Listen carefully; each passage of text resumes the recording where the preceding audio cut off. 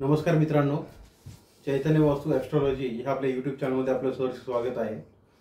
सर्वात पहिले मी सर्वांना खूप छान धन्यवाद देतो की फेसबुक, आपलं इंस्टाग्राम तसेच आपल्या यूट्यूबवर खूप छान लाईक्स आणि कॉमेंट्स येत आहेत, व्ह्यूज पण खूप वाढत आहेत। या तुमच्या दिलेल्या प्रतिसादाबद्दल मित्रांनो खरंच सर्वांचे मनपूर्वक आभार आणि धन्यवाद। आपण चैतन्य वास्तू ज्योतिष या चॅनलवर आपण दररोज वास्तुविषयक माहिती तसेच कुंडलीविषयक माहिती, वास्तु कुंडली आणि रत्न मार्गदर्शनाविषयी आपण सर्व माहिती आज देत आहोत। तरी तुम्ही सर्वांनी हे आपल्या चॅनलला जास्तीत जास्त बघावं, लाईक करावं, सबस्क्राईब करावं आणि शेअरही करावं। आपल्या जवळचे कोणी व्यक्ती असतील, आपले जवळचे मित्रमंडळी, नातेवाईक यांना सुद्धा तुम्ही ही माहिती शेअर करावी। उद्या वसंत पंचमी आहे। वसंत पंचमी माघ महिन्यातील शुक्ल पक्षातील पंचमी तिथीला वसंत पंचमी असं आपण म्हणतो। या दिवशी देवी सरस्वतीचा जन्म झाला असंही म्हणतात। त्यामुळे वसंत पंचमीच्या दिवशी देवी सरस्वतीची पूजा केली जाते। उद्या 2 फेब्रुवारी आहे। उद्या 2 फेब्रुवारी सकाळी 9:14 ते 3 फेब्रुवारी सकाळी 6:52 ही तिथी असणार आहे। त्यामध्ये बऱ्याच काही संभ्रम आहे की बऱ्याच जणांचे मला फोन आले आणि मेसेजही आले की सर ही जी वसंत पंचमी आहे ही 2 तारखेला साजरी करायची आहे का 3 तारखेला करायची आहे।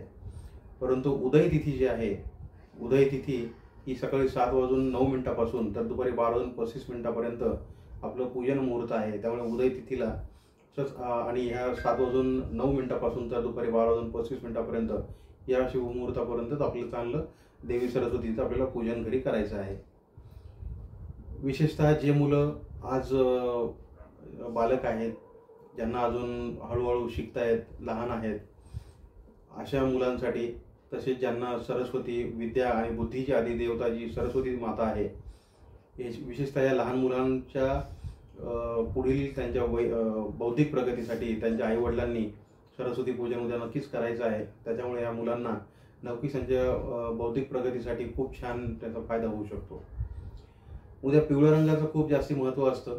जसं पिवळं वस्त्र, त्यानंतर पिवळी मिठाई, पिवळ्या मिठाईचा एखादा आपण भोग सुद्धा आपण सरस्वती देवीला अर्पण करायला हवा।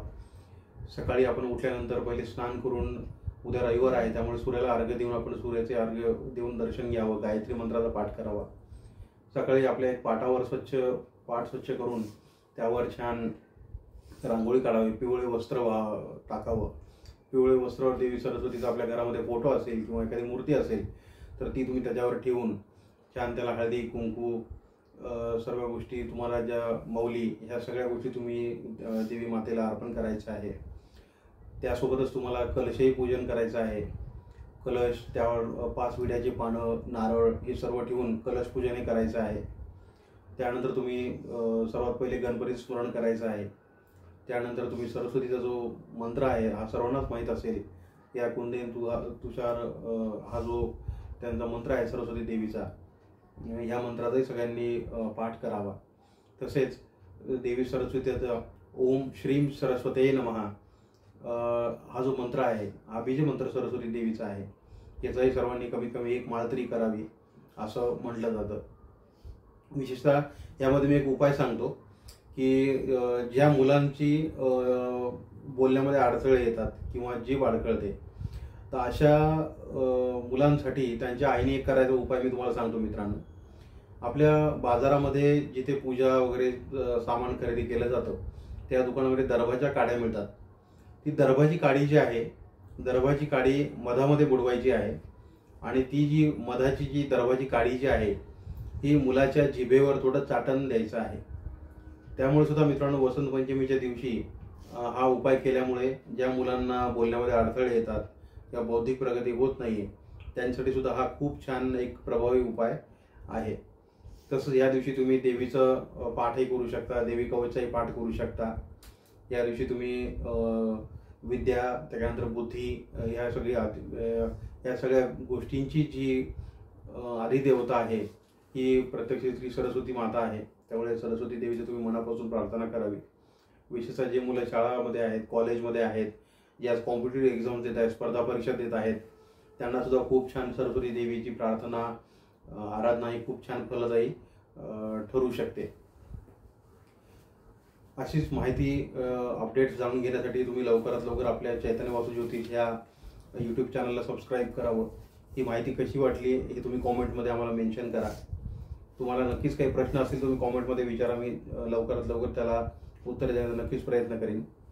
चैतन्य वास्तू ॲस्ट्रॉलॉजीमध्ये तुम्ही संपर्क साधू शकता. माझा मोबाईल नंबर मी कॉमेंट बॉक्समध्ये देत आहे मित्रांनो. तरी तुम्हाला काही जर वास्तू कुंडली किंवा रत्न मार्गदर्शन हवे असेल, रुद्राक्षसुद्धा आपल्याकडे सर्टिफाईड जेमस्टोन्स असतात, यासाठी तुम्हाला काही जर हवी असेल तर तुम्ही निश्चित मला संपर्क साधू शकता. धन्यवाद.